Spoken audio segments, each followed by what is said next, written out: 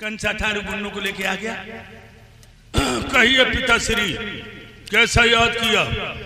महाराज उग्रसेन कहने लगे बेटा कंस, राजा और प्रजा का रिश्ता शेर और वन जैसा है। शेर जब वन को उजाड़ देगा तो अपने को कहां छुपाएगा, और राजा जब प्रजा पे जुल्म ढाएगा तो क्रांति हो जाएगी, इस राज का नवनिर्माण हो जाएगा, इस राज का कायाकल्प हो जाएगा। आर्थिक अन्याय की चक्की में पिछड़ी गरीबों की हड्डियों की चरमराहट वो रंग लाएगी कि मथुरा का तख्त पलट जाएगा। ये लड़कियां सामने सिसक रही हैं, इनकी दुर्गति तुमने की है? कंस कहने लगा हाँ बूढ़े बाप, हमने की है। उग्रसेन कहने लगे तेरी बहन बेटी को कोई चोराए फिर नंगा करे, तेरे दिल पे क्या गुजरेगी? कंस कहने लगा बूढ़े बाप, तुम तो बूढ़े हुए वो हुए, तुम्हारी अकल की घोड़ी भी बूढ़ी हो गई, तुम नहीं जानते सत्ता कैसे संभाली जाती है। और बोला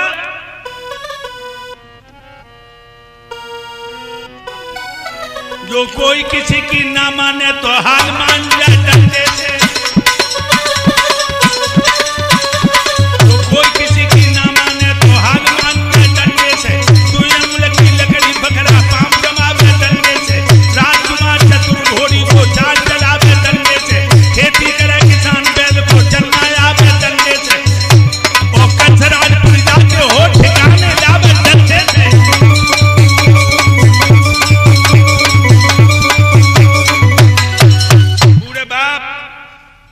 तुम्हारा बेटा कंस बालिग हो गया, अब तुम चिंता छोड़ के चिंतन करो, मथुरा का ताज हमें दे दो।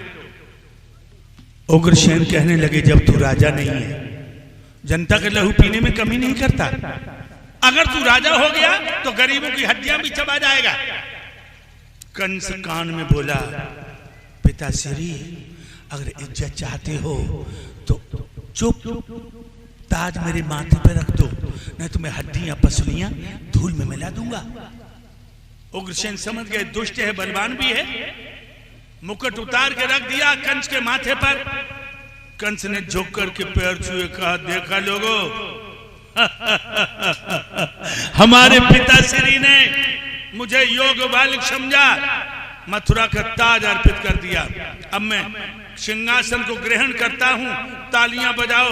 लोगों मूर्खों ने तालियां बजा दी, सिंहासन पे बैठ गया, बोला हमारे पिताश्री जमीन पे खड़े हैं, ऐ सिपाहियों हमारे पिताजी का श्रृंगार करो, श्रृंगार करो। लोग एक दूसरे के मुंह की तरफ देंगे श्रृंगार, हथकड़ियां आ गई, हथकड़ियां हाथों में डाली और कहा जाओ इनको अच्छा सा रूम कमरा दे देना जेल में, बाहर नहीं छोड़ूंगा, क्योंकि ये हमारे खिलाफ बगावत करेंगे, जनता में जहर फैलाएंगे। उग्रसेन को जेल में बंद कर दिया, कंस राजा बन गया। देखिए लोग वैसे भी करेला कड़ुआ नीम पे बढ़ गया। एक बात और बताऊं, ऋण करता पिता शत्रु माता च व्यभिचारिणी, रूपवती नारी शत्रु पुत्र सा पर पंडिता। जो बाप मेहनत नहीं करता कर्ज लेके औलाद को पालता वो बाप नहीं है, औलाद का दुश्मन है।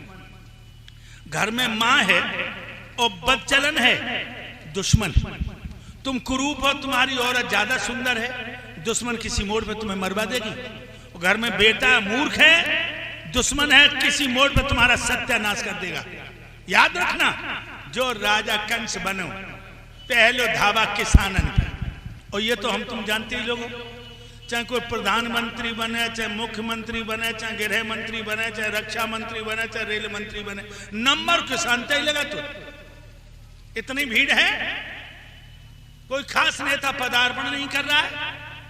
अब इलेक्शन आए देख लेना, जबकि नजदीक होने को इलेक्शन होने लगता है, गरीबों से अमीरी का कनेक्शन होने लगता है, गरीबी से अमीरी का कनेक्शन होने लगता है, गरीबी से अमीरी का कनेक्शन होने लगता है। जबकि नजदीक होने को इलेक्शन होने लगता है तो गरीबी से अमीरी का कनेक्शन होने लगता है। नेता आएंगे, आएंगे नेता। तुम्हें याद होगा रामपाल जी पहले 10-15 साल पहले आषाढ़ की पहली भन्न पड़ती थी, तालाबों के किनारे निकल आते थे बड़े बड़े पीले पीले, फिर उनसे छोटे छोटे, फिर उनसे छोटे छोटे, तो वे बड़े बोलते थे चल बरात, चल बरात, चल बरात। तब छोटे बोलते थे कुन कुन कुन कुन कुन कुन कुन कुन, तब वे ढेंपू बोलते थे मैं तू मैं तू मैं तू। इसी तरह ये नेता नई नई पार्टियां बनाकर, नए नए झंडे लेकर गली गली में आवाज लगाए, गली गली में, और क्या कहेंगे, मंच पे झाड़ेंगे भाषण कि बनाऊंगा ना क्षेत्र को जन्नत, यहाँ से पार्सल फौरन करप्शन होने लगता है, यहाँ से पार्सल फौरन करप्शन होने लगता है, यहाँ से पार्सल फौरन करप्शन होने लगता है, गरीबी से अमीरी का कनेक्शन होने लगता है, गरीबी से अमीरी का कनेक्शन होने लगता है, गरीबी से अमीरी का कनेक्शन होने लगता है। अब दीवार चिता दो, तुम्हारे क्षेत्र को जन्नत बना दूंगा। भाषण की गुटी रामपाल भैया काम कर गई भोले भाले किसानों पर, और इलेक्शन है कि रसमलाई। किसी की कब्र पे कह दो कि मेंबर तुमको चुनते हैं, 50 साल को गड़ो बहु मुर्दा, 50 साल का गड़ा हुआ मुर्दा, और बात से कहो क्षेत्रीय जनता तुम्हें नेता चुनेगी, तो जानते हो मुर्दे में क्या होता, लगी हड्डियां तक गल गई हो। किसी की कब्र पे कह दो कि मेंबर तुमको चुनते हैं, तो कब्र से निकल के मुर्दा अटेंशन होने लगता है, कब्र से निकल के मुर्दा अटेंशन होने लगता है, कब्र से निकल के मुर्दा अटेंशन होने लगता है, गरीबी से अमीरी का कनेक्शन होने लगता है, गरीबी से अमीरी का कनेक्शन होने लगता है, गरीबी से अमीरी का कनेक्शन होने लगता है। 50 साल का गड़ा हुआ मुर्दा टेंशन, हम तैयार। एक बात और बताऊं रामपाल जी, अगर कोई नेता को मारो चाहो तो इतना सुंदर फार्मूला बता दें कि तुम्हारा नाम भी नहीं होगा और नेता मरा मिलेगा, लेकिन हमारा नाम मत करना। जब इलेक्शन हो तो मूड बना के जाओ 10-15 लोग, और क्या किसी नेता से यूं कहना तुम्हारा जीतना मुश्किल हो गया काम।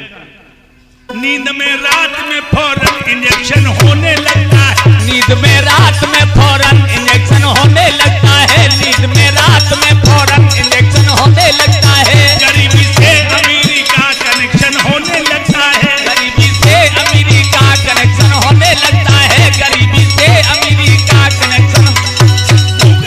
वेद के पंडित गधे चूरमा खाते हैं, और विद्वानों की कदर नहीं है, मूर्ख मौज उड़ाते हैं।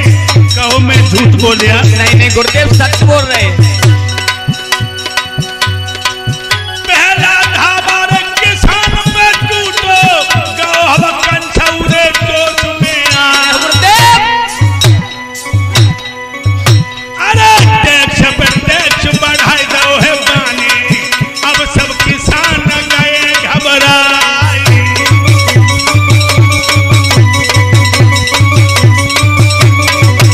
पहला धावा किसानों पे टूटा, टैक्सों में लगान में सारी कमाई दे डाली, फिर भी खाता में पाई जमा नहीं है। सब लेखपाल पटवारी बीच में ही हड़प गए। टैक्सों की हालत बड़ी बेदब है, घर पर, पशु पे, देवालय पर, शौचालय पर भी टैक्स बांध दिया। मेरे प्यारे भक्तों, धरती मैया बैराग्य मन के रो रही है, और बहुत बड़ा अय्यास, बहुत बड़ा अय्यास है। नई नई उम्र की लड़कियों को पापी ने घर में जोड़ा था, बाहर की दशा कहूं कैसे नौकरशाही का दौरा था।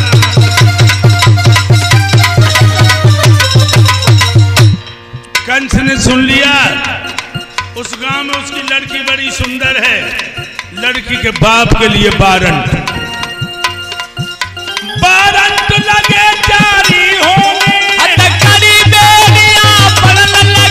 लड़कियों के बापन की लाशें भैया जेलन में सड़न लगी, लड़कियन के बापन की लाशें ओ पाल जेलन में सड़न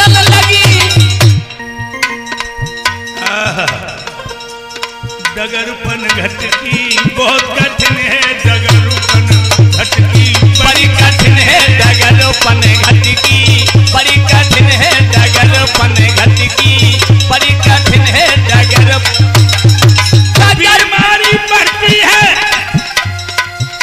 बीमारी बढ़ती है तो मरघट की याद आती है।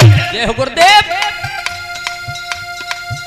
और लाज लगती है तो घूंघट की याद आती है। लाज लगती है तो घूंघट की याद आती है और प्यास लगती है तो पनघट की याद आती है। डगरपन घटकी बहुत कठिन है डगरपन घटकी बड़ी कठिन है डगरपन घटकी बहुत कठिन है डगरपन घटकी डगरपन घटकी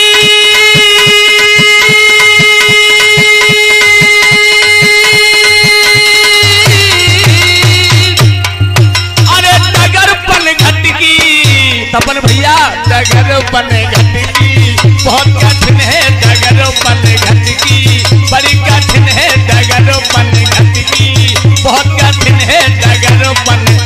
ये हालत भूतल की सारी आत्मा त्राहिमाम करने लगी। धरती मैया ब्रह्मा के सामने रोने लगी, हे पापन मेरी रक्षा करो, पापी कंस के अत्याचारों से मैं दबी जा रही हूं। ब्रह्मा जी कहने लगे मेरे सामने न रो, जिन्होंने समय समय पर तेरे आंखों के आंसू पहुंचे हैं उन्हीं प्राणों के प्राण भगवान विष्णु के सामने रो। आप देवताओं को लेकर के मां पृथ्वी किस तरह भगवान कमलेश को बुला रही है। पांडाल में जितने भैया बहन बैठे हैं और श्री रामपाल सिंह यादव इंजीनियर साहब की मौसी जी गुरुदेव जी को 101 मुद्राओं से सम्मान कर रही हैं। भगवान सुख और शांति दे। कैसे बुला रही है? सभी बहनाएं भैया बोलेंगे भगवान सहारो बन जाइयो, भगवान सहारो बन जाइयो, मेरे राम सहारो बन जाइयो, मेरे राम सहारो बन जाइयो। अभी आवाज नहीं आ रही है मेरे दिल, बुला लो एक बार। मेरे गोविंद आ गए तो सब कष्ट दूर हो जाएंगे। बहनाओं, दोनों देवतन पे जुल्म होते रहे, भगवान ने जुम्मस ना खाई, लेकिन जब तुम्हारी आत्मा रोई तो चैन ना पड़ो।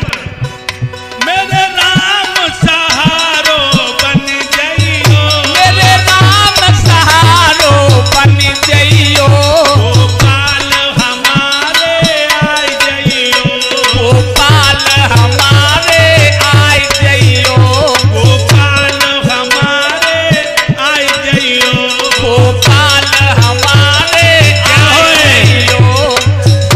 हम कंसन बहुत सता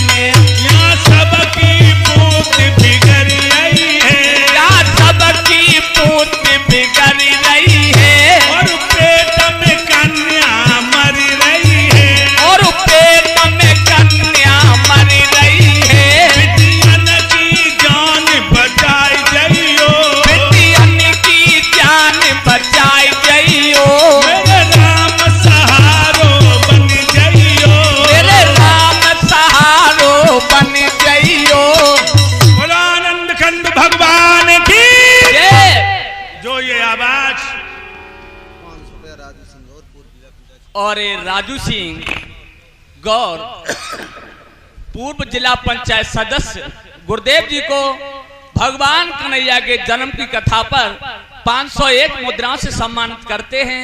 भगवान ने सुख और शांति दे। मेरे भाइयों, उसी समय आवाज आई, हे देव बंदो मुन वर्गो आराम करो निश्चिंत रहो। हे घोर कठिन करुणा खनन कानों से सुना नहीं जाता, विपद का एक एक अक्षर मेरे हृदय को विदीर्ण कर रहा है। हे पृथ्वी मर्याद कह लो, पृथ्वी का भार हरण करने को पृथ्वी पाल आ रहा है, आ रहा है, आ रहा है।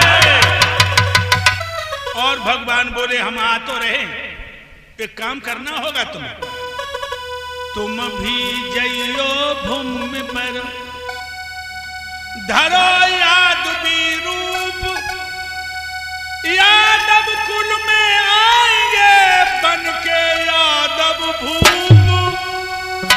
तुम सब धरती पर जाओ, यादव बनो, और हम यादव कुल में जन्म लेकर यादवों के राजा बन के आएंगे। देखिए लोगों, ये वंश कितना पवित्र है, जहां में भगवान यदुकुल भूषण कन्हैया आए। लेकिन दुख इस बात का है यादवों, भागवत में आता है ये वंश बड़ा ही पवित्र है, लेकिन जब वंश में थोड़ी कमी न होती तो जब वंश के बराबर कोई वंश नहीं था। जहां में कमी क्या है, स्वार्थ और ईर्ष्या में भैया भैया को खा जाता है।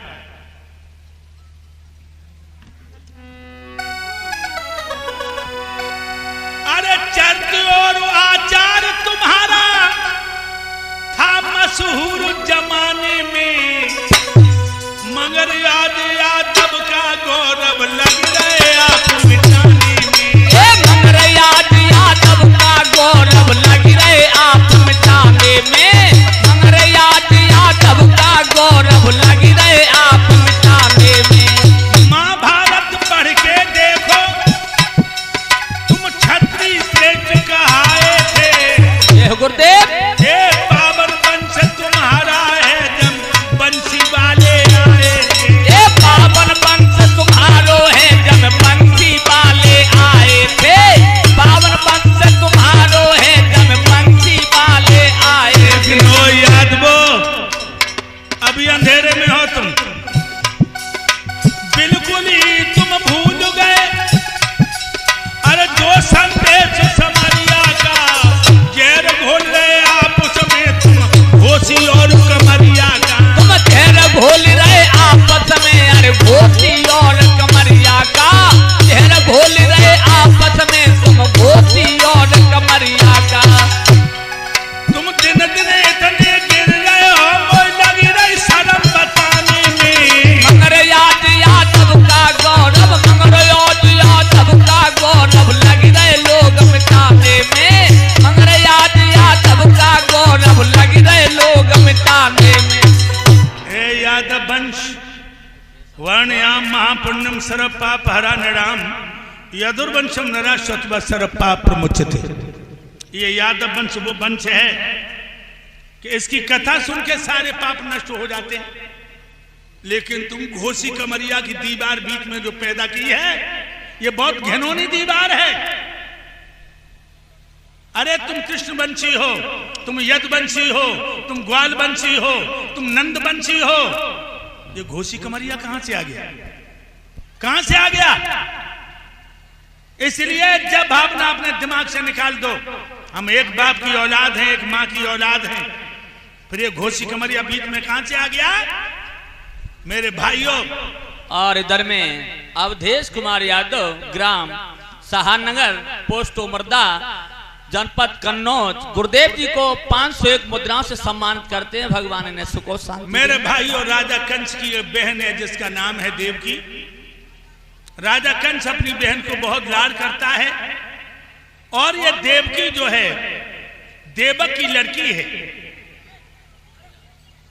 देवक ने अपनी बेटी देवकी की शादी बस एक शात्म की है, जो सूरसेन यादव के पुत्र हैं, बटेश्वर के रहने वाले हैं, जो जिला आगरा में यमुना के तट पर बसा है।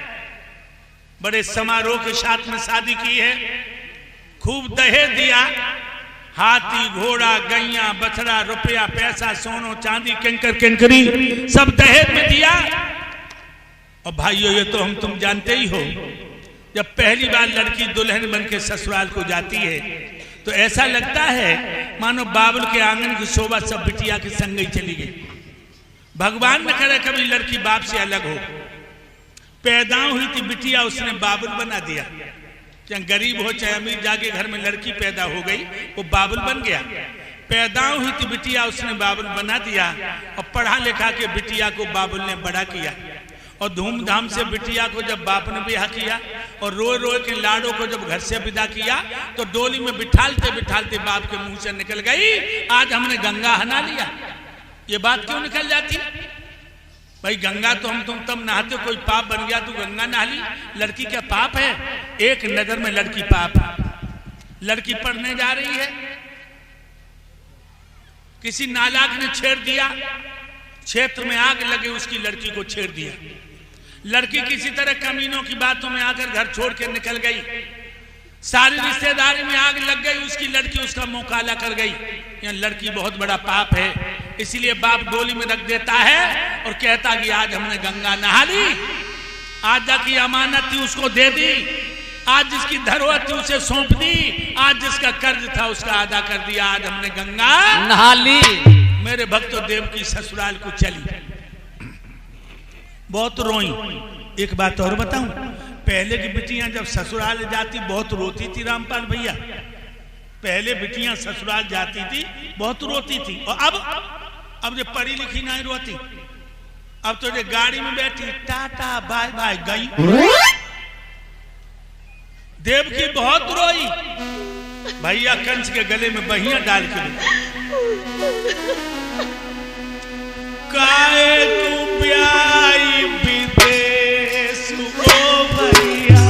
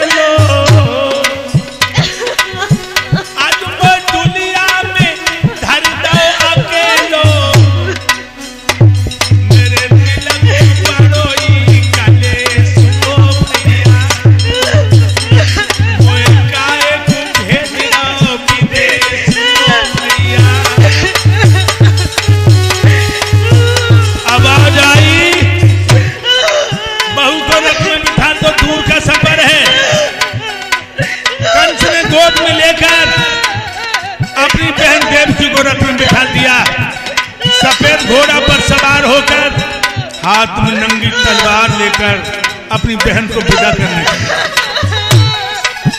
रथ में देवकी चल रही है, पीछे से एक रसाला है। जय गुरुदेव।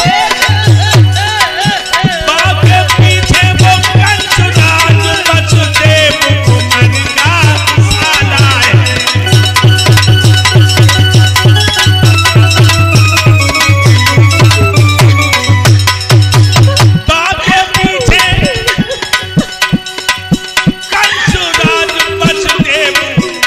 का साला है।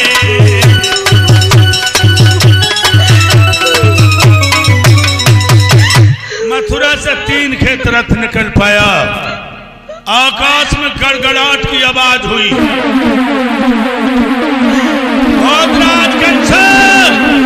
कंस ने ऊपर देखा, कौन हो तुम? देवता कहने लगे, मैं तेरा शुभ चिंतक हूं। कहना क्या चाहते हो? देवता कहने लगे, जो रथ में बैठी रो रही है ये तेरी बहन नहीं नागिन है। मतलब देवता बोले सुन मतलब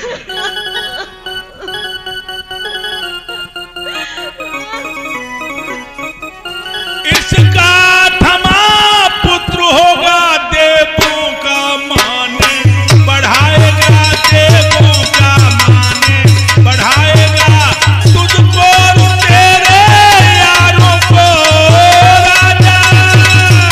गुरुदेव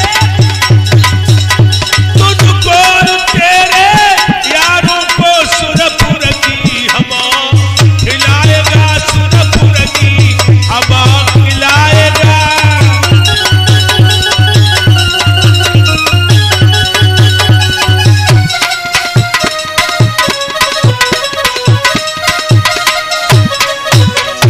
तेरी बहन का 8वां बेटा तुझे और तेरे दोस्तों को कुत्ता की मौत मारेगा। देवता कह के खिसक गए। कंस को इतना भयंकर क्रोध आया, रथ के पहिया जमीन में धसक गए। नहीं नहीं, तो मौत की घड़ी देखने लगे जो पिया की गोदी के अरमासन में बैठी थी। कंस कहने लगा बहन एक पल में क्या हो गया, सारी मंडली हिल गई। कंस बोला तूने आकाशवाणी नहीं सुनी, तेरा 8वां बेटा मेरा काल है, जब तू नहीं रहेगी तो सपोला पैदा नहीं होगा। देव की बोली भैया मेरी जैसी अभागिन बहन तेरे जैसे भैया को मौत पैदा करेगी तो हमें पैदा ही नहीं होना था। मार दो मेरी गर्दन में तलवार।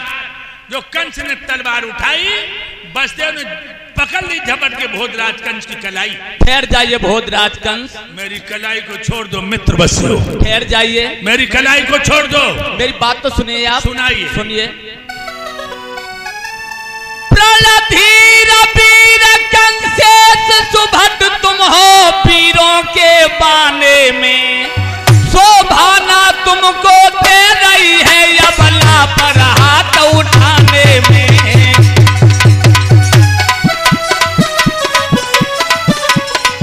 शोभाना तुमको मिल रही है अबला पर हाथ उठाने में।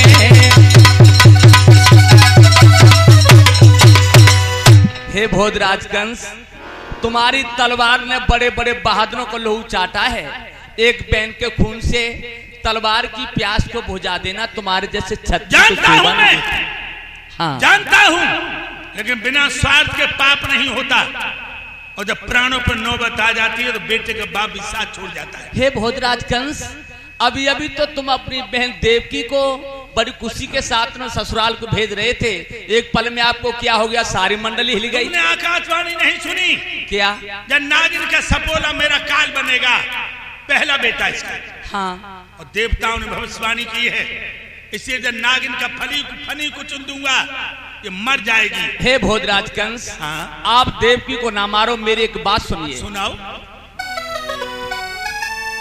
तलवार हलो मेरी गर्दन पर जब मेरे प्राण खो जाएंगे, देवकी रढ़ापा भोगेगी जग पुत्र नहीं हो पाएंगे।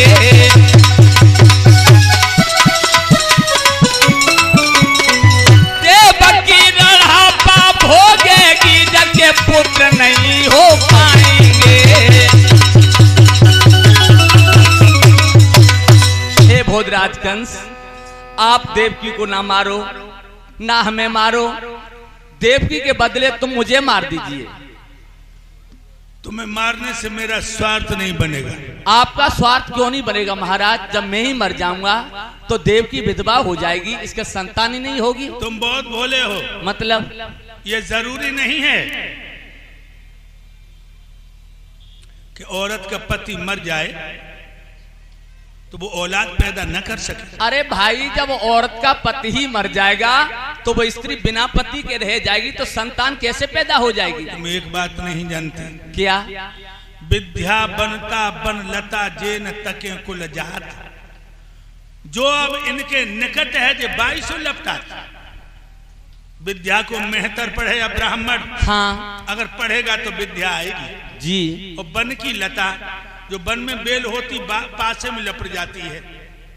और बनता औरत, स्त्री कभी जात पात नहीं देखती। इसलिए जरूरी नहीं है कि तुम मर जाओगे तो देव की बच्चे नहीं पैदा कर पाएगा। हे भोजराज कंस, अब कुछ भी हो, मेरी बात सुनिए। कुछ भी हो, मैं अपने आंखों के सामने अपनी प्रेम की फुलबगिया को जरूर तुम्हें देख सकता। तुम मरोगे मेरे हाथों से, तो तुम मरोगे मेरे हाथों से। जलती हुई आग में घी की आहुति मत दो। महाराज, मैं इतना बड़ा बलवान नहीं हूं सो मैं आपसे युद्ध में जीत सकूं। एक बात बताइए, क्या तुम्हें देवकी से खतरा है या इसकी संतान से? इसकी औलाद से पूरा खतरा है मुझे। तो अपना क्रोध को थोड़ा शांत कर लो। मेरी एक बात सुनो। सुनाओ। सुनो। मैं ये प्रणपूर्वक कहता हूँ, वो मोह विसर्जन कर दूंगा, वो मोह विसर्जन कर दूंगा। देवकी से जो संतति होगी आपको समर्पण कर दूंगा।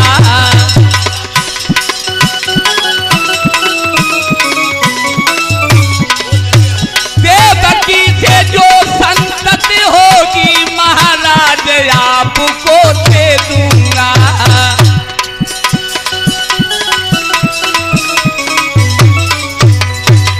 हे भोजराज कंस, मैं तुम्हें वचन दे रहा हूं कि देवकी से जो भी बच्चा पैदा होगा मैं नारा सहित आपको दे दूंगा। हर माँ बाप अपनी औलाद को आंखों के पलकों के नीचे बिठाते हैं। हाँ। और तुम देवकी से बच्चा पैदा होगा नारा समेत हमें मारने को दे दो। हाँ, मैं तुम्हें मारने के लिए दे दूंगा। खा यमुना मैया की कसम, यमुना मैया की कसम, खा गोधन की सौगंध। गोधन की। एक बात और सुनो।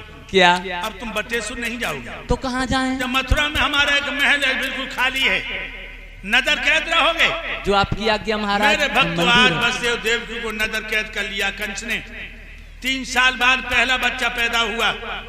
बसदेव जी बच्चा को लेकर के गए हैं राजा कंस के दरबार में और कहने लगे, लीजिए साले साहब, आपका पहला शिकार। कंस ने बच्चा गोद में लिया।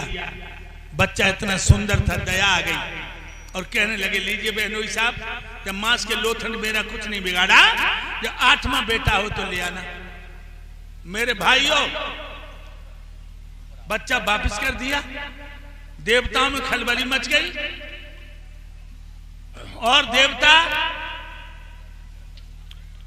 उसी समय देवऋषि नारद के पास पहुंचे हैं और बोले, महाराज कंस को दया आने लगी है, आप थोड़ा आगे बढ़िए। देवऋषि नारद ने वीणा उठाई, हाथ में कमल का फूल लिया और चल दिए। श्रीमन नारायण नारायण नारायण, श्रीमन नारायण नारायण नारायण, बोलो नारायण नारायण नारायण, बोलो नारायण नारायण नारायण। आगे भोजराज कंस के दरबार में नारायण नारायण नारायण। देवऋषि नारद के चरणों में भोजराज कंस का प्रणाम स्वीकार। प्रसन्न रहिए मथुरा के सम्राट, आज तेरी नगरिया से होके जा रहे, बहुत दिन हुए तुम्हें नहीं देखा, तुम्हारी चाहत खींच लाई। बहुत अच्छा किया महाराज, हमें भी आपकी बहुत याद आ रही। लो पहले आप थोड़ा दूध पी लीजिए महाराज। जब तुम्हारे दरबार में आते हैं दूध पीने को मिलता है। हाँ देवऋषि नारद, एक गाय का ही दूध है आपके सेवा में इस समय। कल देवताओं में बातें हो रही थी क्या? कि जब तुम अपनी बहन देवकी की विदा कर रहे, देवताओं ने कोई भविष्यवाणी की थी? हाँ देवऋषि नारद, जब मैं अपनी बहन देवकी की विदा कर रहा था तो देवताओं ने भविष्यवाणी की, यो कहा, कंस तू अपनी बहन देवकी को बड़ी खुशी के साथ में ससुराल को भेज रहा है, इसके जो 8वां बेटा पैदा होगा वो तेरा काल है। तुमने क्या किया? जो हमने इतनी बात सुनी, हाथ में तलवार लेकर के देवकी को मारना चाहा, वसुदेव ने हमारी कलाई पकड़ ली, कहने लगे देवकी को ना मारो, देवकी से जो भी बच्चा पैदा होगा मैं नारद सहित आपको दे दूंगा। कोई बच्चा पैदा हुआ कि नहीं? अरे देवऋषि नारद, थोड़ी देर पहले आप आ जाते ना तो आप भी बच्चों को देख लेते। पहला बच्चा पैदा हुआ, बहुत सुंदर। मार दिया? नहीं। क्यों? अरे मेरा काल तो 8वां बेटा है, प्रथम से तो मेरा कोई संबंध ही नहीं है। भोजराज कंस जी महाराज, हमें तुम्हारी बुद्धि पर तरस भी आता और हंसी भी। हंसी बतरस क्यों आ रहा है महाराज? जरा देखिए मेरे हाथ में क्या चीज है। ये आपके हाथ में प्रभु कमल का फूल है ना? बता सकते हैं इसमें कितनी पंखुड़ियां हैं? हाँ मैं गिन के बता सकता हूँ। कितनी? 1 2 3 4 5 6 7 8।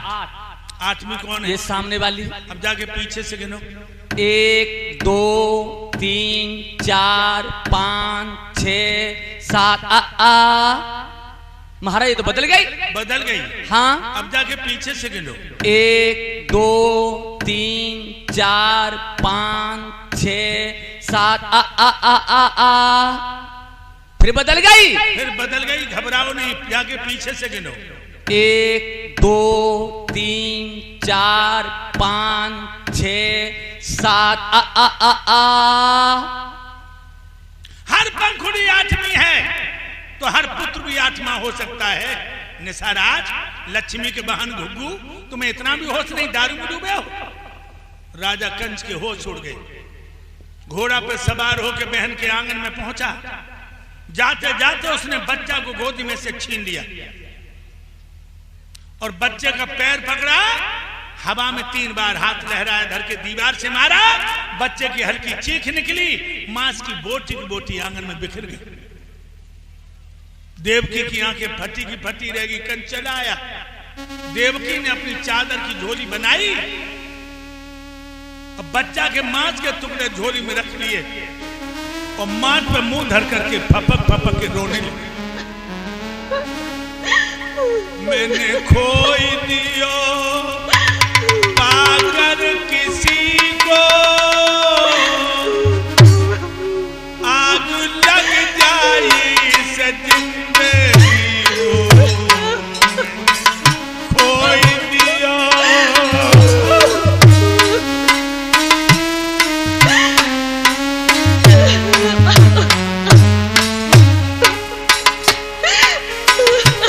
मैंने खोई दियो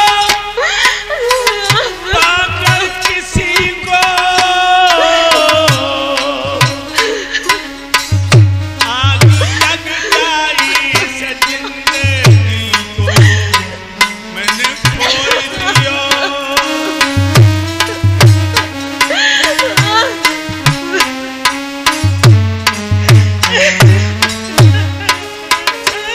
मेरा मरिया कुमार कनाई,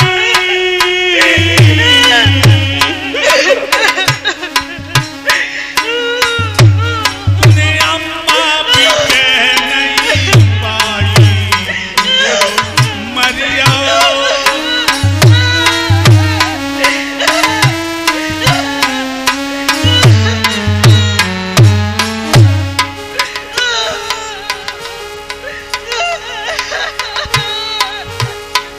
मेरा मरिया कुमार कन्हाई,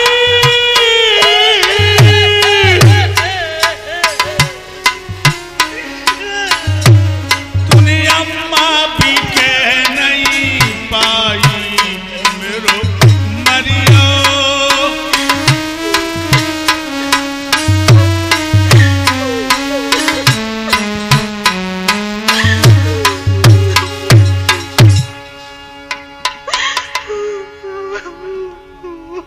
बसवाई कहने लगे, हे प्रिय, हम तुम औलाद का सुख लिखा के नहीं लाए।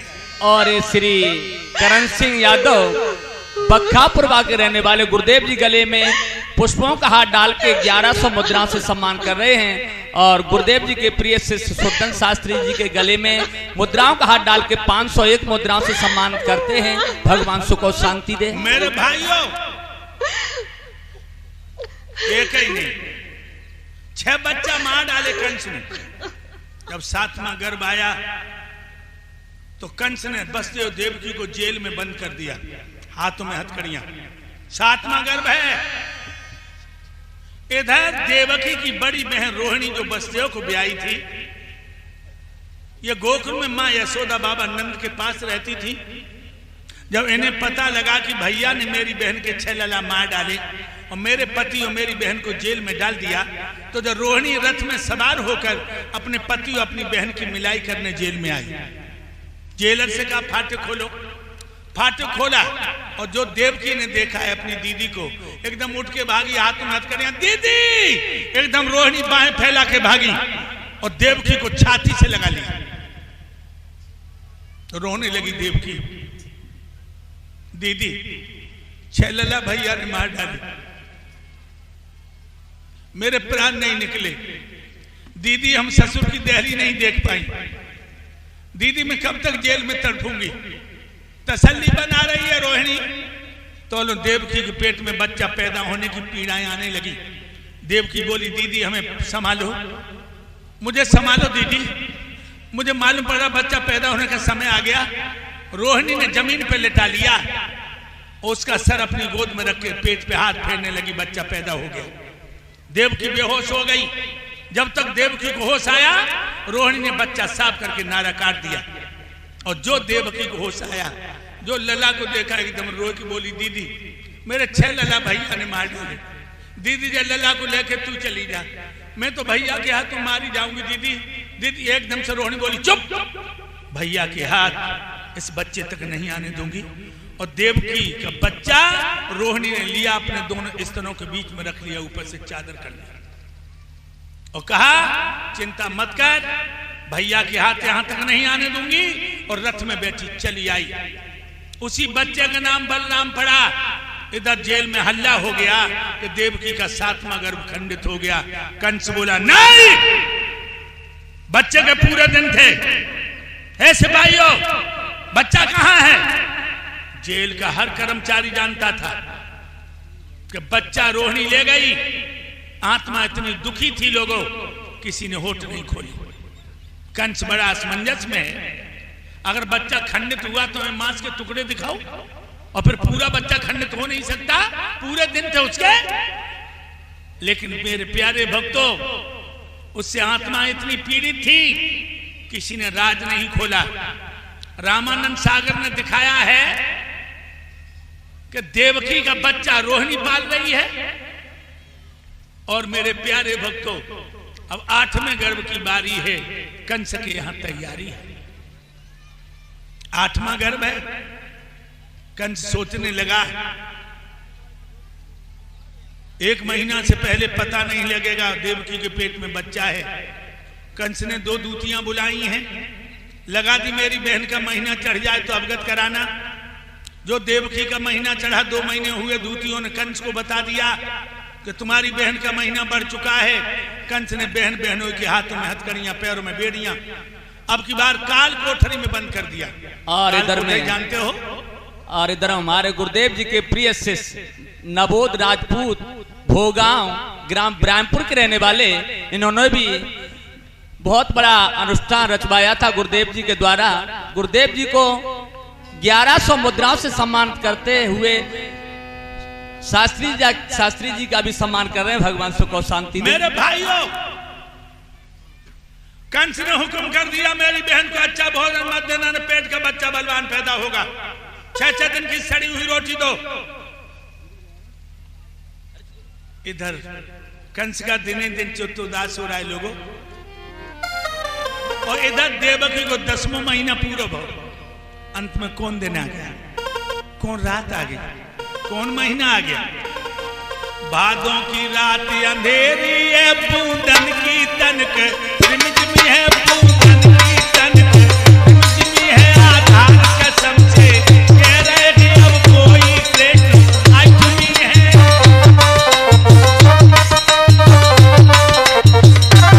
ये भैया, भादों को महीना, अंधेरी रात, पुरवाई की हवा, छोटी छोटी बुनियन की फुहार, जुगनू चमक रहे हैं, मोर बोल रहे, पपिया बोल रहे, कोयल कूक रही है।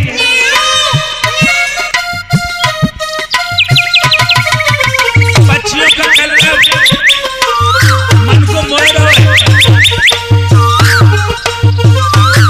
मेढक बोल रहे, मेढक मानो विद्यार्थी वेद पढ़ रहे। मेढक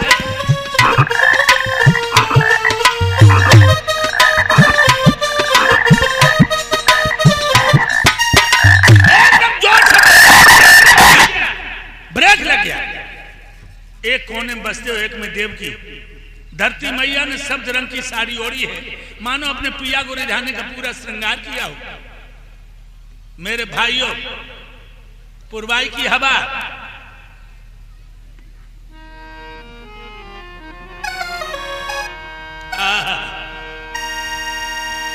जैसी जैसी बुनियां पड़ रही है, गजब हो रहा है।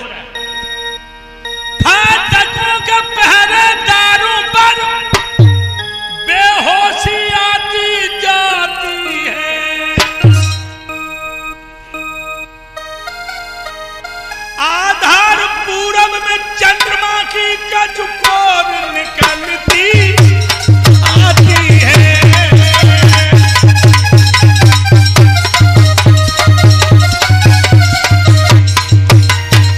देखिए लोगों, आधार पूरब में चंद्रमा की कचकोर निकलती आती है।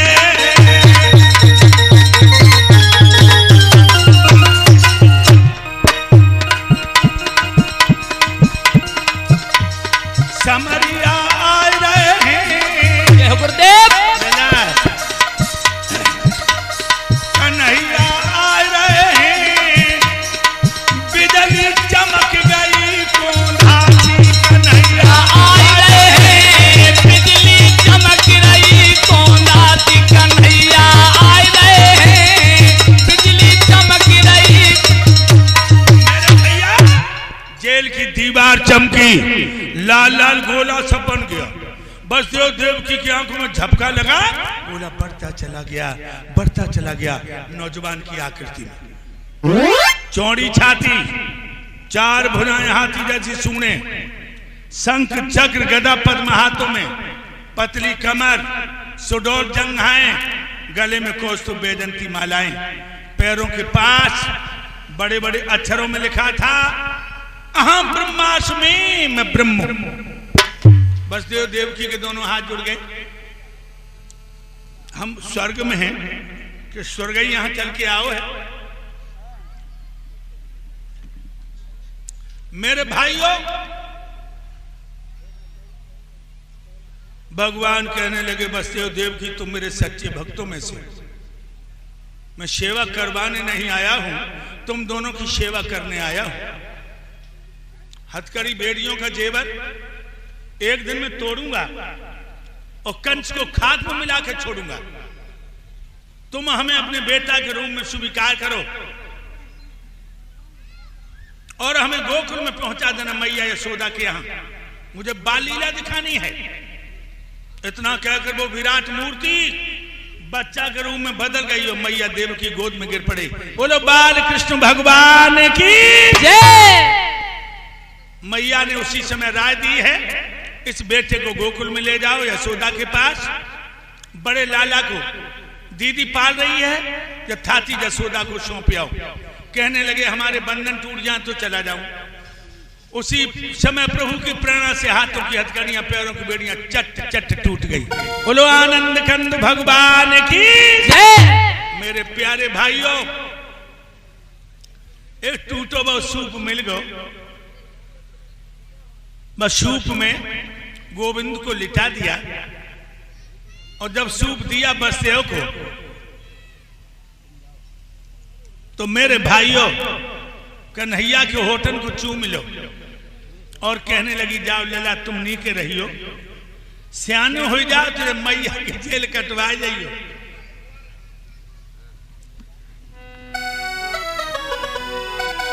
आज बसदेव जी जेल से निकल गए। यमुना मैया ने देखो कि भगवान कोरे कोरे जा रहे, चरण स्पर्श करने के ऊपर बढ़ी है। चढ़ आई रसिया, अरे चढ़ आई रसिया, आपत देखो तो अच्छा की चढ़ आई रसिया, आपत देखो तो अच्छे के चढ़ी आई रसी। बातों की रात काली धूकी रे अंधेरिया, बातों की रात काली धूकी रे अंधेरिया। भो अजब कमाल जायो देवकी ने लाल भैया जेलन में,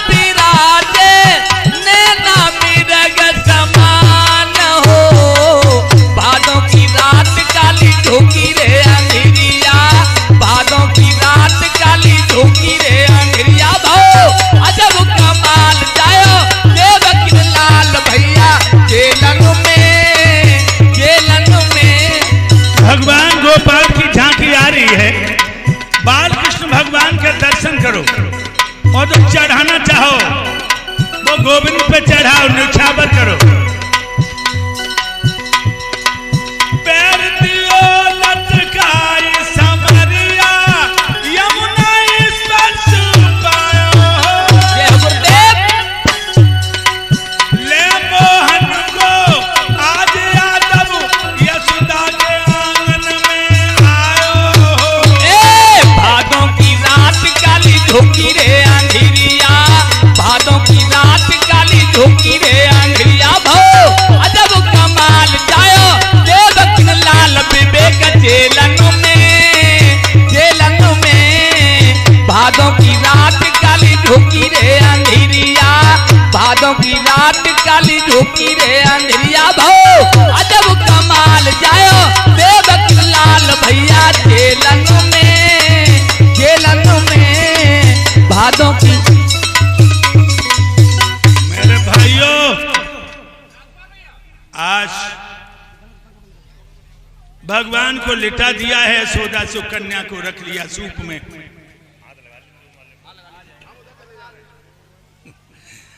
दबे पैरों निकल आए।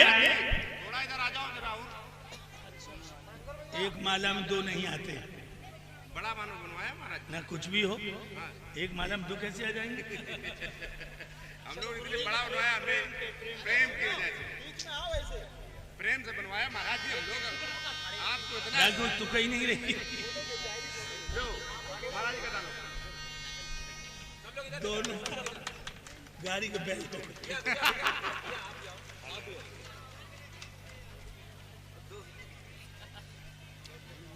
मेरे भाइयों, बड़ा वैसे जो सुबह हुआ सारी गोकुल में हल्ला पड़ गया, यशोदा ने बुढ़ापे में लाला पैदा करो।